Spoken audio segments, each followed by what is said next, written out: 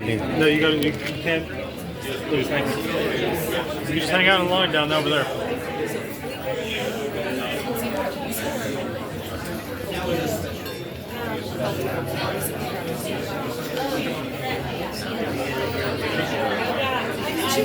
Want everybody going around? They want to either get online or go clear the hallway. They have to clear. Ticket for the event. We ask everyone to move to your down this hallway. So if you don't have a ticket for the event, everyone down the hallway. If you don't have a ticket, everybody.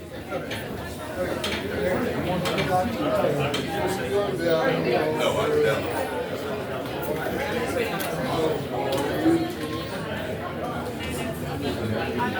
How come the line got so small? The line is moving. The line is moving and police start harassing people. As usual.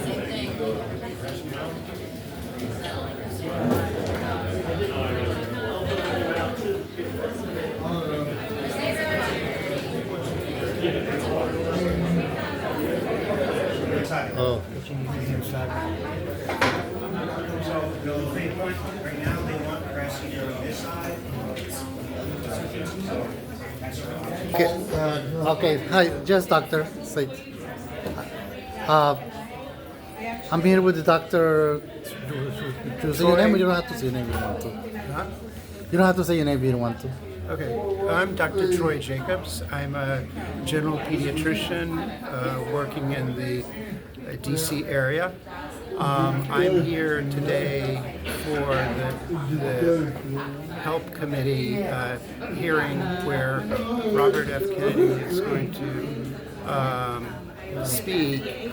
I'm very interested in what he has to say. On one level, I am very much in agreement that we need to make America healthier. But the approach that has been taken to date has bred additional confusion around things that are very vital to pediatricians and to families that I care for, things like vaccines, good nutrition, primary health care. And what we need at this point is more consistency and to actually refund or fund the research, the implementation, the primary health care for children and their families so that they can actually be healthier in the United States. How's that? Great. But did you speak at a rally like long ago? I've spoken at lots of rallies, yeah. Okay, can you explain what you spoke? It was before he was in the seat. Now he's in the seat, but before he was in the seat, you spoke at the rally. Do what? You spoke at a rally. Huh? You spoke at a rally. Okay, you spoke at a rally about many issues. I've spoken at rallies about a number of health issues, particularly as it relates to health issues that are going to be potentially killing more children in the United States and abroad. And I mean, this is what we can do in terms of good nutrition and food insecurity, vaccines, which are very critical to having healthy children in the United States and around the world. And our funding has been cut for these vital resources, whether we're talking about research, whether we're talking about the work that needs to happen in clinics or the work that needs to happen in communities in terms of making communities and families and children more healthy. There's another issue that you disagree. Do you disagree with Kennedy? The thing is, there's a big push to be more efficient and cut resources. And the thing is, I think we're all in agreement that there's work that could be done to be more efficient and effective.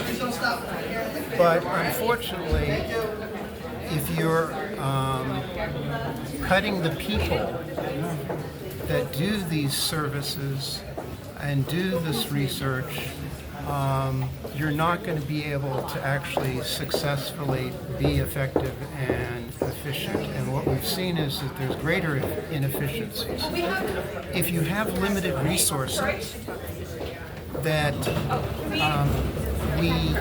if we have limited... Hi, Bernie Sanders. Hey, Terrell. Bernie Sanders distraction here. I'm Dr. Troy Jacobs. I'm a general pediatrician. I have done work Wait, did he really say some of that? as well as global.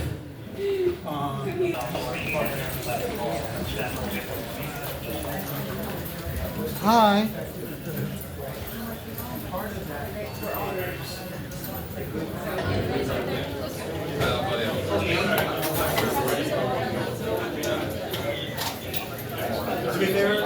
Make sure from here to the hallway. Your opinion on that as a doctor?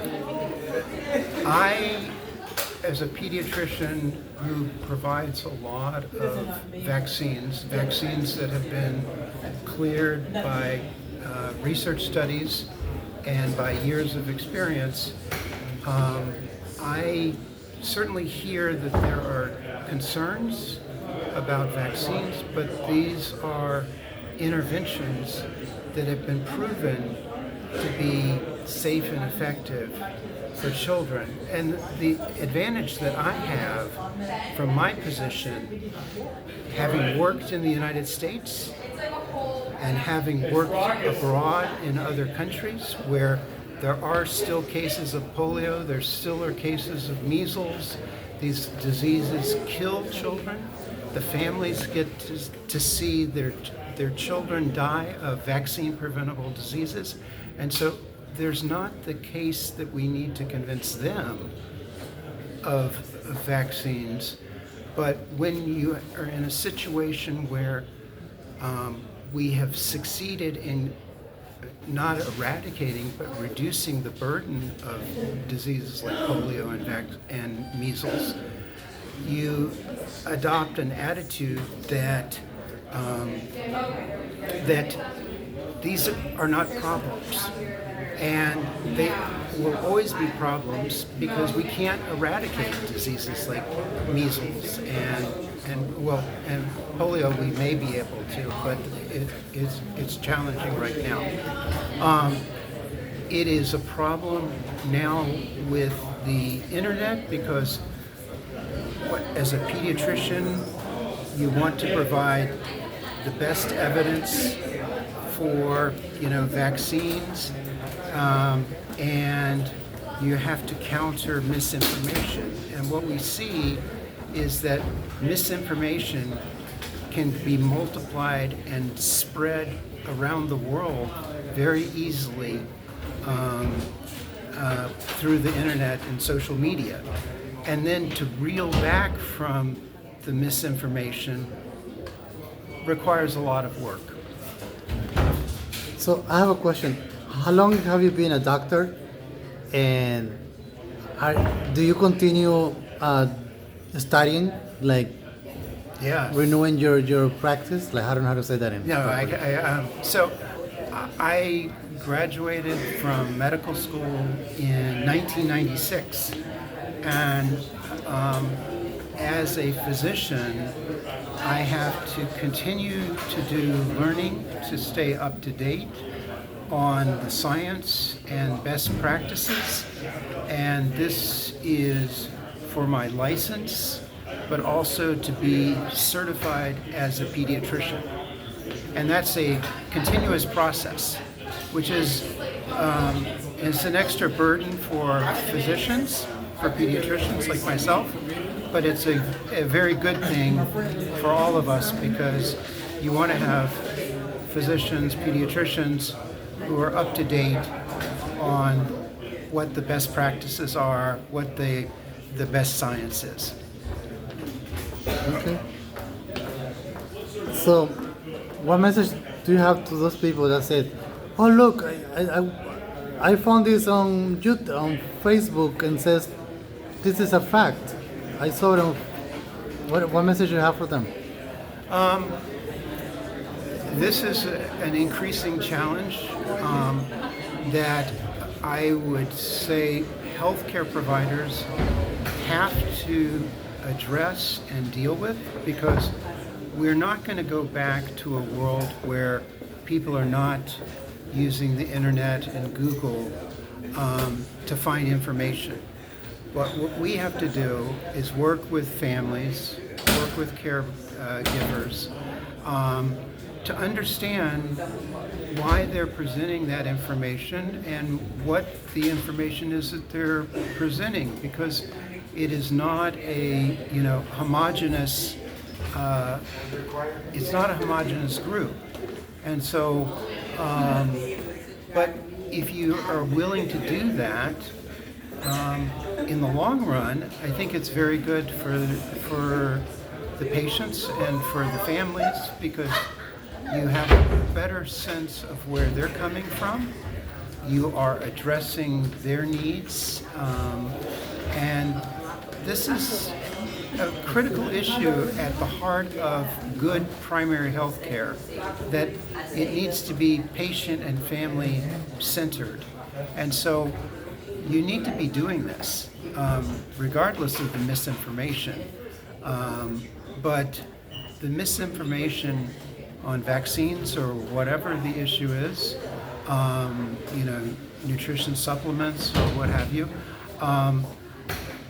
these are opportunities to strengthen that patient-provider relationship so that you're providing good primary health care and good sort of continuity of care for children and their families. So thank you. Thank you for your time and to educating people. And as you know, as I'm politically centered that I am, and you can correct me on that. Illnesses like polio and all of those, though they do not discriminate. Doesn't matter if you're atheist, Republican, No. Democrat, Christian, Jewish. They do not discriminate. No. Am I right? That is very true. Because doesn't matter if you're Republican, Democrat, you will get affected too. It does. Those vaccine preventable diseases, they don't know borders, and they don't know political affiliation. But what we do know is that we need to have good science and good sort of our best practices. Yes. Yep. Thank you, doctor. Thank you. Thank you.